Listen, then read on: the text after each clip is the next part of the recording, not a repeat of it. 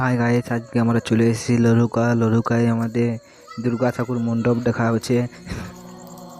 Airport চলে যাব কালীমেলা। দেখো কালীমেলার আমাদের মন্দিরতে খুবই জাগ্রত মন্দির এটা। মা এখনো পর্যন্ত জাগ্রত মা। মাকে যেটা মানত করবে সেটা সফল হবে। এটা হচ্ছে লরুকা সে বড় কালী মন্দির। এয়ারপোর্টে চলে যাব মিলন সংঘ এবছর খুব সুন্দর হয়েছে। এই সে ফেমাস মন্দির, সে বাঁশের প্যান্ডেল আমাদের এই মন্দিরে ভাইরাল হয়েছিল। সে দেখতাম এবছরও কিছু হোক প্রাইজ টানবে আমাদের এই মিলন সংঘ। এখনও আমাদের লড়ুকায় আরও 10টা ঠাকুর আছে, 11টা 10টা বলছে 11টা ঠাকুর আছে আমাদের এই বছর।